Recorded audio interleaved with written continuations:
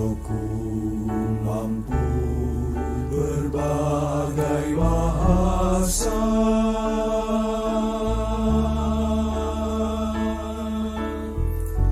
walau ku dapat mengerti semua,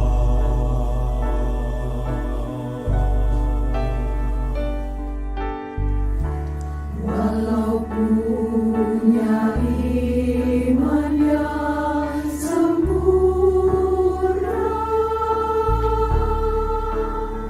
walau ku berikan semua milikku,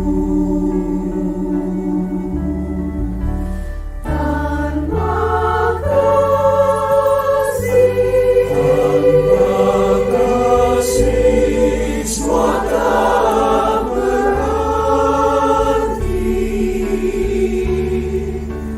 tanpa kasih, Semua sia-sia.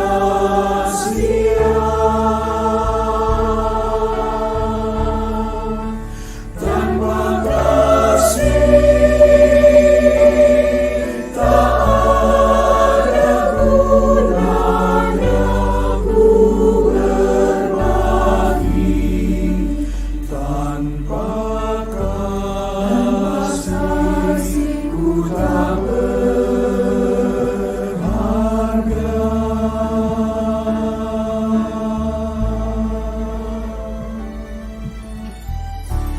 kasih itu sabar dan tidak cemburu,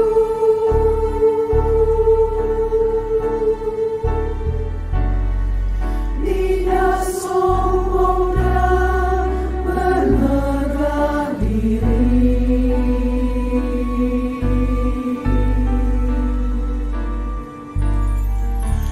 kasih itu benar dan setia.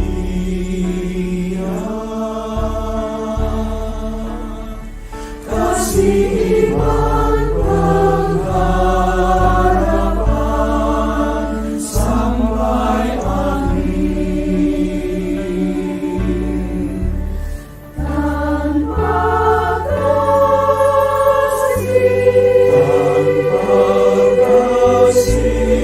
Semua tak berarti.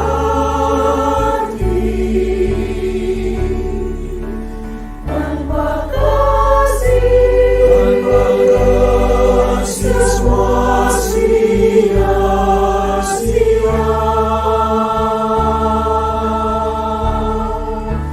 Tanpa kasih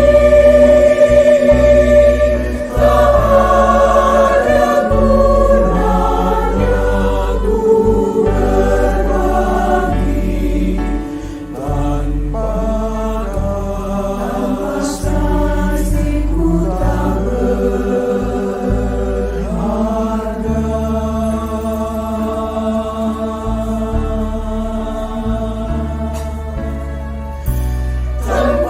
kasih tiada gunanya ku berbagi.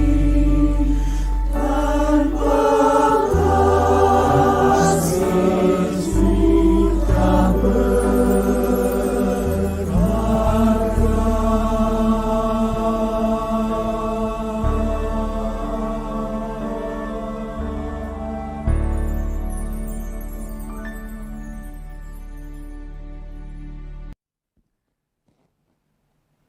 Selamat sore Bapak Ibu Saudara-saudari yang terkasih di dalam nama Tuhan Yesus Kristus. Kita mengucap syukur kalau hari ini kita boleh sama-sama diundang oleh Allah Tritunggal untuk bersekutu, bahkan juga bersama dengan jemaat-jemaat sekalian. Saya juga mengucap syukur kalau hari ini boleh diberikan kesempatan untuk menyampaikan kebenaran firman Tuhan. Namun sebelumnya, mari kita bersatu hati di dalam doa. Bapa di surga, kami mengucap syukur untuk kemurahan-Mu dalam mengundang kami untuk hadir bersekutu bersama dengan-Mu. Dan kami mengucap syukur juga kalau pada hari ini kami boleh sama-sama mendengarkan kebenaran firman-Mu. Tolong setiap kami ya Tuhan, Roh Kudus memimpin kami, membukakan hati kami, telinga kami, pikiran kami, untuk boleh sama-sama merenungkan kebenaran firman-Mu ini. Tolong kami Tuhan, berikan kami kerendahan hati, berikan kami sukacita dalam mendengarkan kebenaran firman-Mu. Di dalam nama Tuhan Yesus Kristus kami mengucap syukur. Amin. Saudara, hari ini saya mau bertanya, ada berapa banyak dari kita anak-anak muda ini mengikuti Instagram Lambe Tura? Nah, siapa nih anak-anak muda yang nggak tahu Instagram Lambe Tura? Saya pikir pasti tahu gitu Instagram Lambe Tura. Nah, mungkin beberapa dari kita bahkan juga ikutin Instagram ini Bapak Ibu. Ikutin ada berita apa ya hari ini yang muncul, ada berita apa ya yang hari ini diposting, ada berita apa yang terjadi. Nah, kita ikutin tuh Instagram Lambe Tura. Bahkan saking kita aktifnya ngikutin Instagram Lambe Tura, sekalinya dia nggak posting, kita langsung buka tuh Instagramnya. Kenapa hari ini nggak posting ya? Kepo, cari tahu gitu. Saking seringnya ngikutin Instagram Lambe Tura. Nah, mungkin orang tua yang nggak punya Instagram Lambe Tura, sebenarnya juga bisa nih melakukan hal ini Bapak Ibu. Melalui apa? Melalui Facebook. Juga ada berita-berita informasi.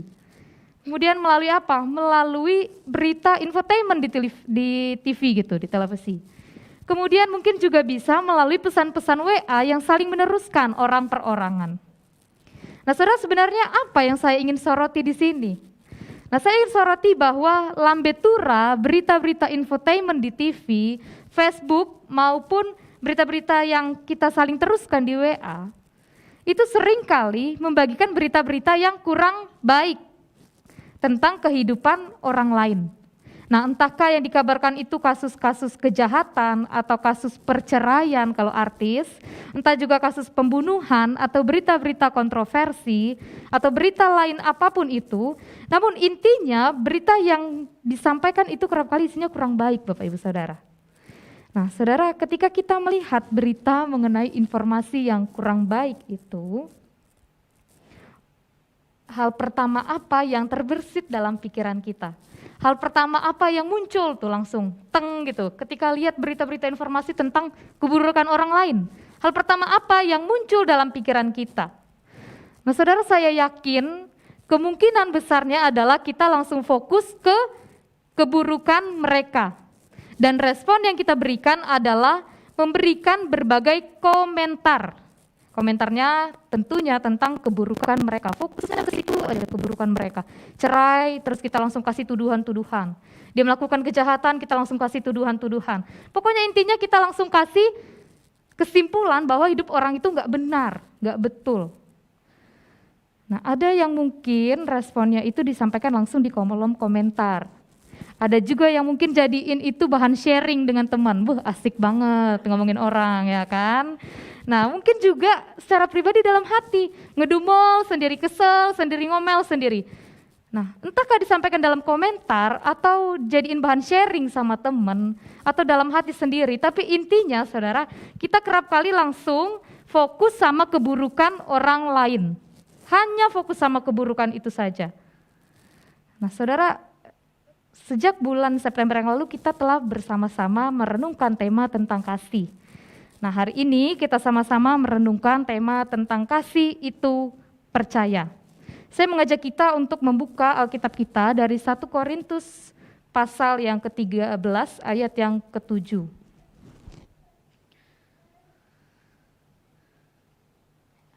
1 Korintus 13 ayat yang ke-7. Saya akan membacakannya untuk kita semua, Bapak Ibu dapat menyimaknya dalam hati masing-masing. 1 Korintus 13 ayat yang ke-7, demikianlah firman Tuhan dikatakan, Ia menutupi segala sesuatu, percaya segala sesuatu, mengharapkan segala sesuatu, sabar menanggung segala sesuatu.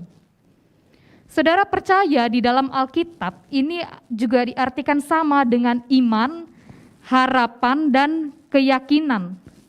Jadi kasih itu percaya artinya di dalam kasih tersebut tidak ada keraguan, tidak ada kecurigaan. Kasih itu percaya artinya ada keyakinan penuh yang jemaat Korintus ini berikan kepada sesamanya manusia. Dan kasih itu percaya berarti juga mereka tidak kehilangan harapan kepada sesamanya manusia. Nah saudara, kasih yang tidak ada keraguan, kasih yang tidak ada kecurigaan, kasih yang harus ada keyakinan dan harus ada pengharapan, kasih yang seperti apa itu maksudnya? Kasih yang demikian adalah kasih yang dapat melihat ada hal indah dari setiap manusia. Ada hal indah dalam diri saya, ada hal indah dalam diri Bapak Ibu sekalian. Dan kasih yang percaya yang digambarkan oleh Paulus itu juga melihat orang lain dengan optimis. Jadi kita nggak lihat orang itu hanya dengan pesimis, orang ini lagi melakukan kesalahan buruk. Dan kita cuma pesimis, memang orang itu kayak gitu aja, nggak bakal bisa berubah. Kasih yang dimaksudkan Paulus ini nggak buat kita melihat orang lain dengan cara pandang yang seperti itu Bapak Ibu. Tapi kita mampu melihat orang lain dengan optimis bahwa ada anugerah Allah yang mampu mengubahkan mereka pada saatnya nanti. Di dalam kasih itu juga Bapak Ibu, kita mampu menghargai orang lain dan mengapresiasi diri orang lain. Dan kasih yang dimaksudkan oleh Paulus itu juga membuat kita tidak memandang diri kita jauh lebih baik dari orang lain. Kasih yang percaya yang diajarkan Paulus ini enggak buat kita hanya fokus sama diri kita sendiri, tapi kita juga mau fokus sama orang lain. Mau fokus bahwa setiap orang itu ada nilainya, ada keberhargaannya. Dan kita enggak menganggap diri kita, hanya diri kita aja terus yang layak. Hanya diri kita aja yang lebih baik dari orang lain. Dan kasih yang percaya yang diajarkan Paulus ini juga membuat kita tidak senang kalau melihat orang lain dalam keadaan yang buruk. Rasanya selalu ada keinginan untuk menolong mereka yang dalam keadaan kurang baik. Nah saudara, inilah kasih itu percaya yang dimaksudkan oleh Paulus di dalam suratnya 1 Korintus. Nah kasih yang seperti inilah yang Paulus ajarkan kepada orang-orang di Korintus untuk dilakukan kepada sesamanya manusia. Saudara, seorang teolog yang bernama Anthony Charles Disselton menyimpulkan tentang kasih itu percaya dengan love never tires of support, never lose faith, never exhausts hope, dan never gives up. Nah artinya kasih itu tidak pernah lelah mendukung, kasih itu tidak pernah kehilangan keyakinan, kasih itu tidak pernah kehabisan pengharapan, dan kasih itu tidak menyerah. Nah dari sini kita bisa melihat bahwa kasih itu percaya yang digambarkan oleh Anthony Charles Disselton itu artinya selalu ada sukacita untuk mendukung orang lain. Tidak pernah kehilangan keyakinan bahwa seseorang dapat berubah untuk menjadi lebih baik. Dan tidak pernah akan menyerah menolong orang lain untuk menjadi lebih baik lagi hari demi hari. Nah saudara, kalau saya bahasakan ulang, itu artinya kasih itu tidak pernah membiarkan orang lain dalam keadaan yang sulit dan hanya membiarkan mereka begitu saja. Ada kepedulian kepada mereka yang sedang di dalam kelemahan, dalam pergumulan hidup. Dan dalam kasih itu kita juga mampu melihat dari hari depan yang juga menjadi hak orang yang sedang dalam pergumulan atau kekacauan hidup yang sedang dia alami. Dan itu juga tidak membuat kita memberikan kesimpulan-kesimpulan penghakiman seorang diri kita sajalah yang paling benar. Saudara, saya mengajak kita untuk membuka 1 Korintus 1 ayat 8. Saya akan membacakannya untuk kita semua. Dikatakan, ia juga akan meneguhkan kamu sampai kepada kesudahannya, sehingga kamu tak bercacat pada hari Tuhan kita Yesus Kristus. Saudara, ungkapan ini dikatakan oleh Paulus untuk jemaat Korintus.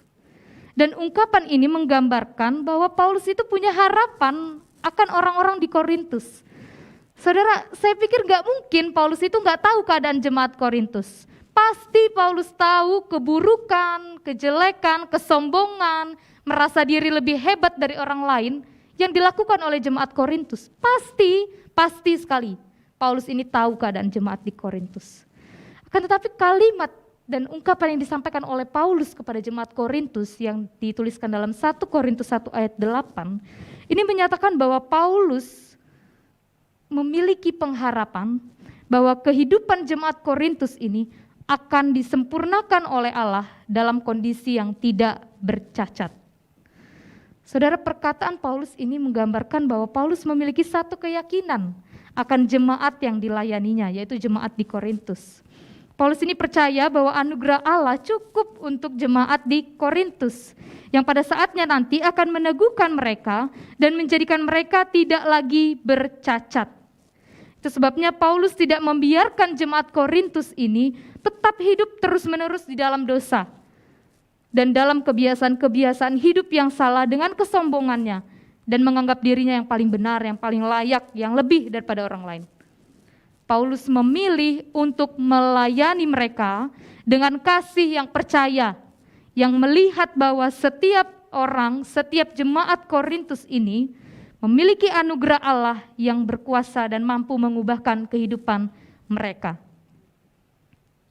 Saudara, saya juga mengajak kita untuk melihat 1 Korintus 16 ayat yang ke-10 hingga 11a.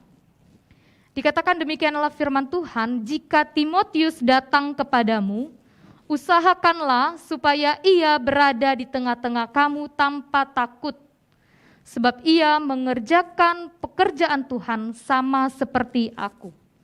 Jadi janganlah ada orang yang menganggapnya rendah. Saudara, ada dua hal yang disampaikan Paulus di dalam ayat ini yang ditekankannya kepada jemaat Korintus.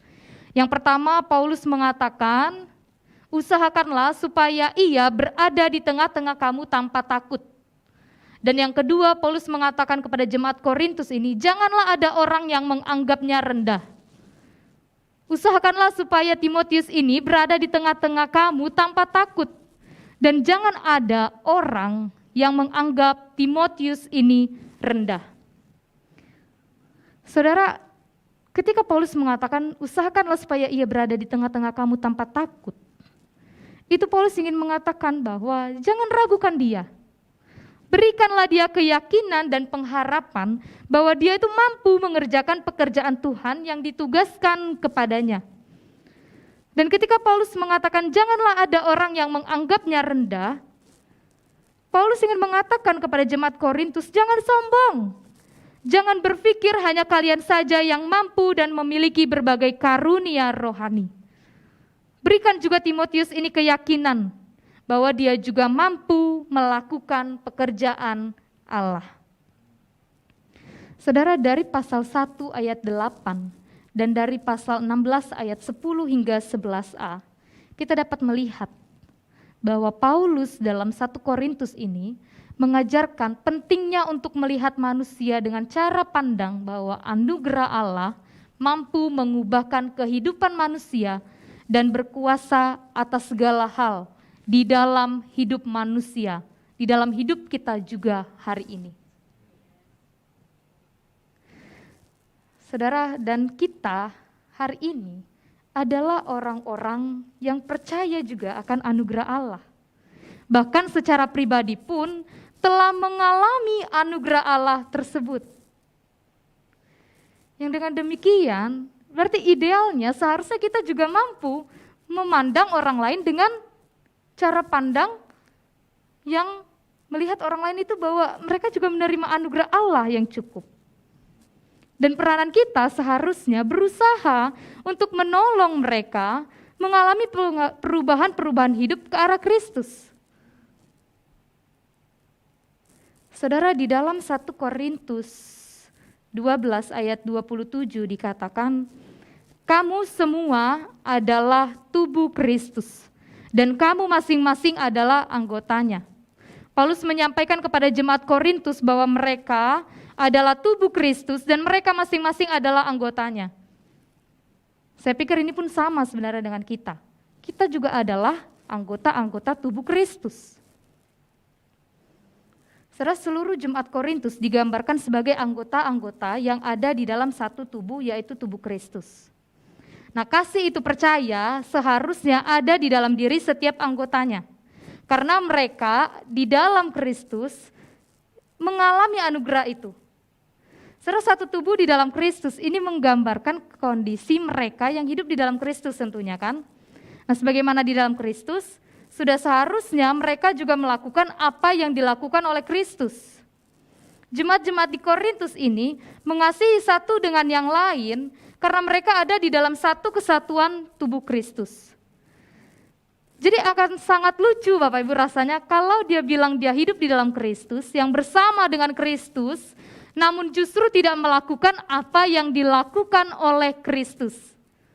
Nah, sama dengan halnya kalau kita mengatakan kita telah mengalami anugerah Allah, akan sangat lucu juga rasanya kalau kita mengatakan kita telah menerima anugerah Allah, namun tidak melihat sesama kita juga sebagai orang-orang yang layak juga menerima anugerah Allah. Lucu sekali rasanya, saudara. Karena seolah-olah kita berpikir gitu bahwa anugerah Allah ini hanya layak diberikan oleh orang-orang tertentu. Orang-orang yang seperti ini aja yang layak untuk menerima anugerah Allah.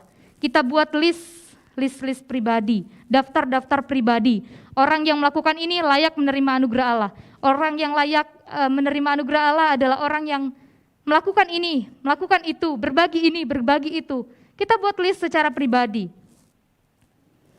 Saudara, jelas itu enggaklah benar gitu. Apalagi kalau kita hanya menilai diri kita saja sendiri yang layak menerima anugerah Allah.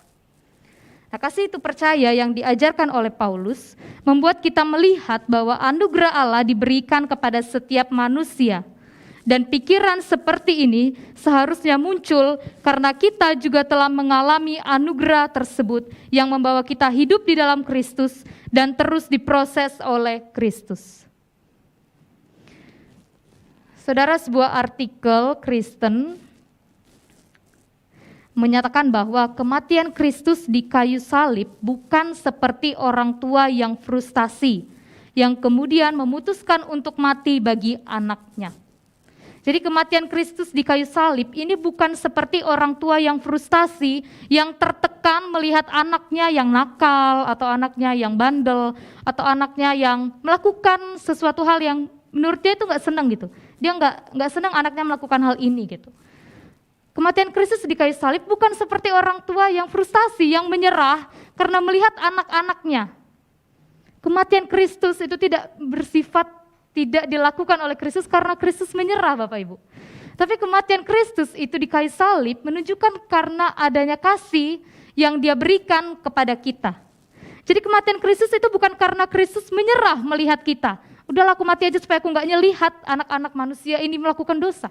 Kematian Kristus tidak dilakukan karena itu, Bapak Ibu. Tapi kematian Kristus Dia lakukan karena Dia mengasihi kita dan memandang manusia dengan sangat berharga dan akan selalu berusaha untuk menyatakan kasih-Nya kepada kita dengan membawa kita kembali ke pelukannya. Saudara, bukankah hidup kita hari ini pun demikian? Kita adalah orang-orang yang telah menerima anugerah Allah. Kita adalah orang-orang yang telah hidup di dalam Allah, dan sudah seharusnya kita pun hidup melakukan apa yang Yesus telah lakukan untuk kita. Yesus memandang kita dengan sangat berharga dan memiliki cara pandang yang luar biasa terhadap kita. Ia tahu hidup kita yang penuh dengan dosa. Yesus kenal dengan nakal-nakalnya kita, sombong-sombongnya kita, memberontak-memberontaknya kita, bahkan pikiran-pikiran kita yang buruk tentang orang lain. Yesus kenal betul dengan setiap kita. Yesus kenal dengan berbagai keberdosaan dan kelemahan kita. Tetapi Ia memilih untuk menyelamatkan dan menuntun kita di dalam suatu pertumbuhan. Saudara, kasih Kristus itu memperlihatkan bahwa Ia menanggung kelemahan kita. Coba lihat hidup kita masing-masing hari ini. Ada berapa banyak kelemahan, keterbatasan, keberdosaan yang kita miliki, Bapak Ibu. Ada berapa banyak hal-hal buruk yang kita simpan, yang kita punya, yang kita pelihara di hidup kita. Kan tetapi, Kristus memilih untuk memberikan fokus perhatiannya kepada kita dengan kasih-Nya yang membuat kita terus mengalami anugerah-Nya. Ia memberikan fokus perhatiannya kepada kita sebagai manusia yang dikasihi oleh-Nya, yang dengan itu membuat Dia rela menanggung kelemahan-kelemahan kita. Saudara, bukankah demikianlah kasih itu percaya yang digambarkan Paulus sebenarnya? Kasih itu membuat kita memandang berharga mereka yang ada di dalam kelemahan. Kasih itu membuat kita akan terus memusatkan perhatian kita kepada diri orang lain dan meyakini bahwa anugerah Allah itu mampu dan berkuasa mengubahkan kehidupan manusia. Kasih itu tidak membuat kita hanya melihat kelemahan orang lain dan terus membiarkan mereka dalam kelemahannya. Kasih itu tidak membuat kita dengan mudah menghakimi orang lain. Kasih itu tidak mudah membuat kita merasa diri paling benar dan merasa diri jauh lebih baik dari orang lain. Kasih itu membuat kita memiliki satu pengharapan bahwa anugerah Allah mampu mengubahkan kehidupan setiap kita sekalipun dalam kelemahan. Saudara, mungkin juga perlu ditegaskan bahwa kasih itu percaya artinya bukan berarti kita nggak melihat keadaan yang ada dan yang nyata. Bukan berarti kita nggak lihat bahwa manusia itu berdosa dan memiliki kebiasaan-kebiasaan hidup yang salah. Bukan berarti kita tidak melihat bahwa kenyataannya manusia memiliki berbagai keterbatasan. Bukan berarti demikian Bapak Ibu. Kan tetapi kasih itu percaya membuat kita mampu melihat berbagai hal dalam diri manusia sesama kita dengan satu keyakinan bahwa anugerah Allah mampu dan berkuasa atas hidup setiap mereka.